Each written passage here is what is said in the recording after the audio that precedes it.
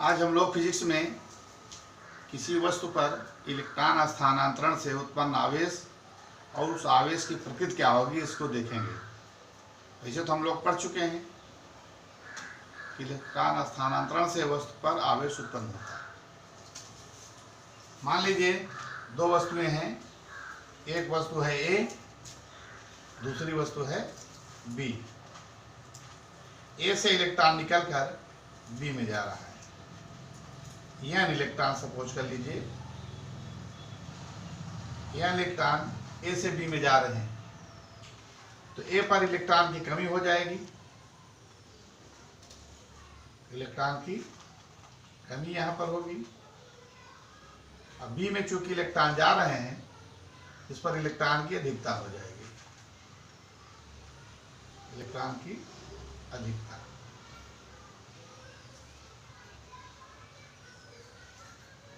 जिस वस्तु से इलेक्ट्रॉन निकलते हैं उस पर इलेक्ट्रॉन की कमी होती है, जिस पर जाते हैं उस पर इलेक्ट्रॉन की अधिकता हो जाती है। जिस पर इलेक्ट्रॉन की कमी होती है उस पर धन आवेश उत्पन्न हो जाता है, और जिसमें इलेक्ट्रॉन की अधिकता होती है उस पर ऋण आवेश उत्पन्न हो जाता है। यानी अगर वस्तु ए से इलेक्ट्रॉन निकलकर बी में जा रहा है तो ए पर जो आवेश उत्पन्न होगा उसकी प्रकृति धनात्मक होगी, और बी पर उत्पन्न आवेश की प्रकृति ऋणात्मक हो जाएगी। कितना आवेश स्थानांतरित हो रहा है? ए से n इलेक्ट्रॉन जा रहा है और बी में n इलेक्ट्रॉन आ रहा है, तो दोनों पर उत्पन्न आवेश का मान होगा Q बराबर n। यहां पर भी Q बराबर n। आवेश उत्पन्न आवेश है, इलेक्ट्रॉन स्थानांतरण के कारण उत्पन्न आवेश Q बराबर कितना होगा? n ही होगा। जिसमें इलेक्ट्रॉन की कमी हो रही है उस पर धनात्मक आवेश उत्पन्न होगा, और जिसमें इलेक्ट्रॉन की अधिकता हो रही है उस पर ऋणात्मक आवेश उत्पन्न होगा। दोनों स्थितियों में उत्पन्न आवेश क्या हुआ? यानी इलेक्ट्रॉन स्थानांतरण से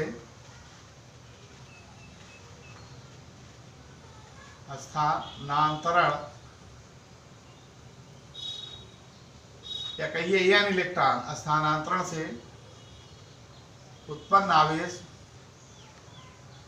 Q बराबर होता है n e, जहां E क्या है? E बराबर होता है 1.6 गुणे 10⁻⁹ कूलम। n इलेक्ट्रॉनों की संख्या, इसे इलेक्ट्रॉनिक आवेश कहते हैं, मूल आवेश कहते हैं, मूल आवेश कहते हैं E को।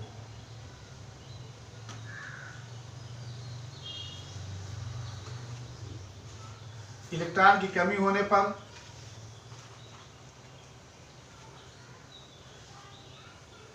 पर उत्पन्न आवेश की प्रकृति धनात्मक होगी।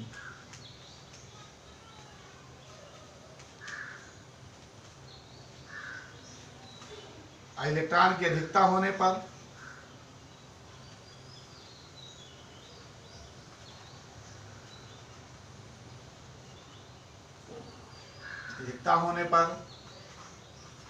उत्पन्न आवेश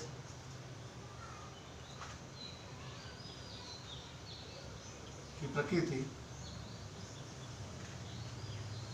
ऋणात्मक होती है।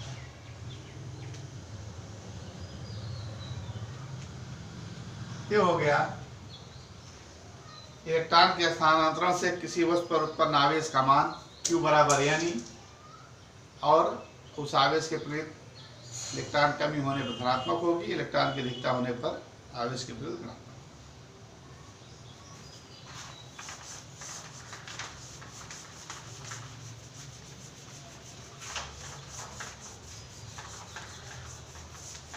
इस तरह से हमारा ये पहला चैप्टर खत्म हो गया थियरिक दृष्टि से।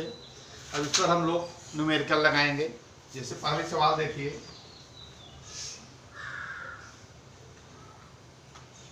इलेक्ट्रॉन पर इतना कूलम ऋण आवेश है, पहली सवाल है।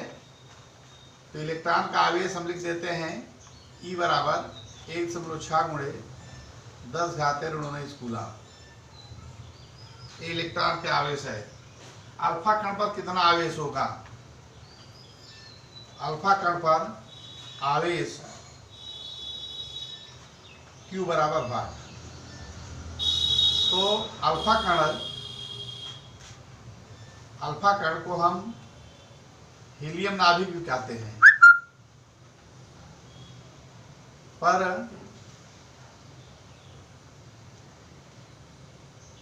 प्रोटॉनों की संख्या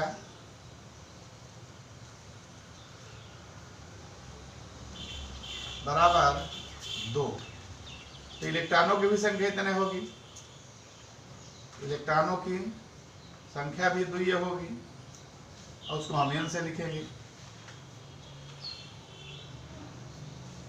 इसलिए अल्फा कण पर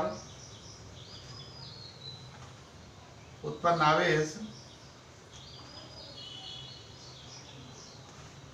Q बराबर n का मान 2, E का मान 1.6 गुणे 10⁻⁹ बराबर हो गया 3.2 गुणे 10⁻⁹ कूलम।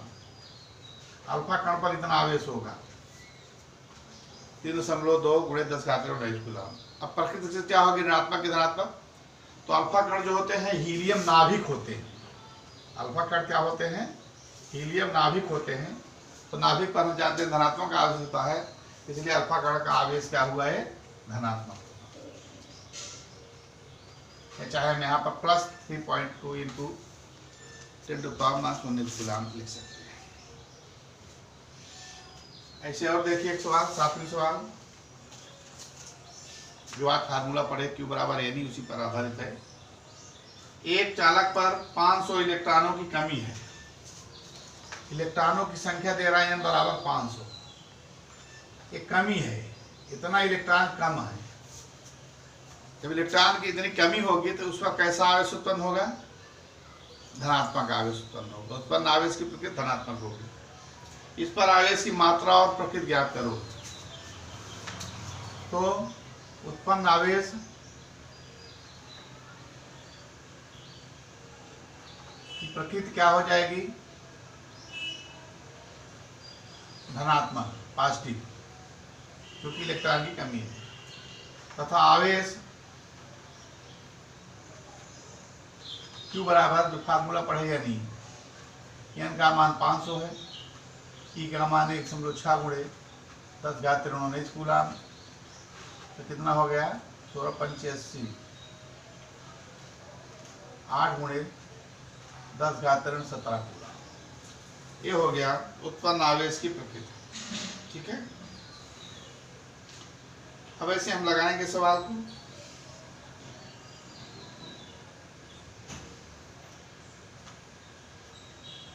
एक सवाल और देख लीजिए।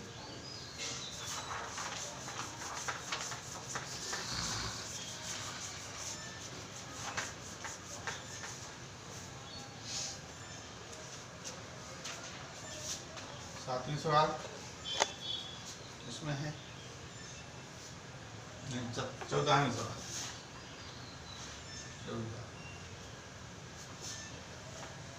दो धन आवेश जो कि परस्पर 1 मीटर की दूरी पर स्थित, दो धन आवेश हैं, चित्र बना दें अगर हम, इनके बीच की दूरी कितनी दे रहा है, r बराबर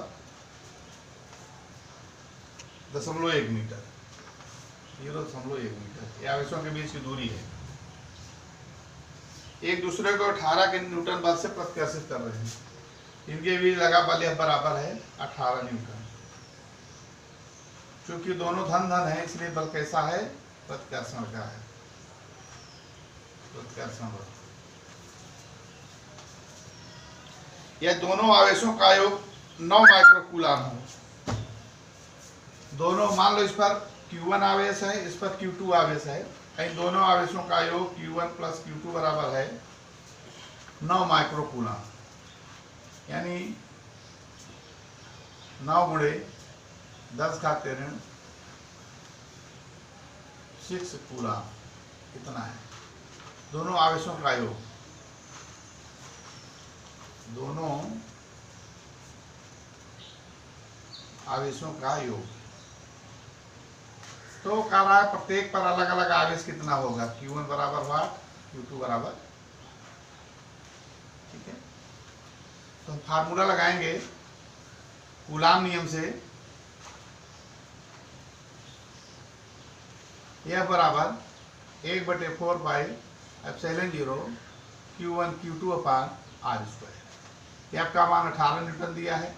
1/4 का मान 9 × 10⁻⁹ हम जानते हैं, इंटू Q1 Q2। R का मान हमको दिया है 0.1 मीटर, तो स्क्वायर करेंगे तो 0.1 का होल स्क्वायर, यानी बराबर 9 × 10⁻⁹ बटे 0.1 का स्क्वायर का हो जाएगा 10⁻²। आगे Q1 × Q2, इसलिए Q1 × Q2 बराबर इधर चलाएगा 18 × 10⁻² बटे 9 × 10⁻⁹, तो 2 × 10⁻11 कूलाम आ गया, 10⁻11 आ गया कूलाम स्क्वायर। मात्रा में देखिए 2 × 10⁻11 आ गया। और पहले आपका समीकरण था Q1 + Q2 बराबर 9 × 10⁻⁶, उसको 1 नंबर डालो। Q1 × Q2 बराबर आ गया आपका 2 × 10⁻11, उसको 2 नंबर डालो। सूत्र लगाओ वर्गांतर वाला, Q1 - Q2 का होल स्क्वायर बराबर होता है Q1 + Q2 का whole square -4 Q1 × Q2। Q1 + Q2 का मान आया है आपका दिया है 9 × 10⁻⁶, इसका होल स्क्वायर -4 Q1 × Q2 है 2 × 10⁻11, इसको हल करेंगे 9 × 81 × 10⁻12 -4 दूनी 8 × 10⁻11, ठीक है। 10⁻11 कामन ले लेंगे हम, अगर यहाँ बचेगा 81 × 10⁻8 -8, 10⁻1 का मतलब 0.1, यहाँ 0.1 तो गुणा करेंगे 8.1 हो जाएगा, यानी बराबर 10⁻11 8.1 -8, यानी 0.1 × 10⁻11, या इसको लिख सकते हैं 1 × 10⁻12 Q1 - Q2 का होल स्क्वायर। इसलिए Q1 - Q2 बराबर वर्गमूल ले लीजिए, करणी में 1 × 10⁻12 बराबर 1 × 10⁻6, यहाँ प्लस माइनस भी चिन्ह होगा वर्गमूल लेने पर। अब हम आपके पास 2 समीकरण हो गए, समीकरण 1 और 3। इससे हम हल करके Q1 और Q2 का मान निकाल लेंगे। तो करेंगे समीकरण 1 और 3 को जोड़ेंगे, समीकरण 1 एवं समीकरण 3 जोड़ने पर लिख दें पहले Q1 + Q2 बराबर है Q1 + Q2 बराबर है 9 × 10⁻6। अब Q1 - Q2 आया है हमारा बराबर 1 × 10⁻6, जोड़ दीजिए, ये कट जाएगा। 2Q1 बराबर इधर आ जाएगा 10 × 10⁻6, इसलिए Q1 बराबर 5 × 10⁻6 कूलाम। अब Q1 का मान आप चाहे समीकरण 1 में रख दो, चाहे समीकरण 3 में रख दीजिए। Q1 का मान समीकरण 1 में रखने पर, समीकरण 1 है Q1 + Q2 बराबर 9 × 10⁻6, इसमें 5 × 10⁻6 रख दिए Q1 का मान, Q2 बराबर 9 × 10⁻6, इसलिए Q2 बराबर 4 × 10⁻6 कूलाम। अतः Q1 बराबर आ गया 5 × 10⁻6 कूलाम, या इसको आप लिख सकते हो 5 माइक्रो कूलाम। और Q2 बराबर है 4 × 10⁻6 कूलाम, या इसको लिख सकते हो 4 माइक्रो कूलाम। इस तरह से आपके सवाल हल हो गई और Q1 Q2 के मान निकल आए। अब इसी तरह से आपको सवालें लगानी है। हम प्रश्न जो है ग्रुप पर भेज दे रहे हैं, इसको आप हल करिएगा। जो दिक्कत होगी उसको आप ग्रुप के माध्यम से हमारे पास भेजकर उसका समाधान करिए।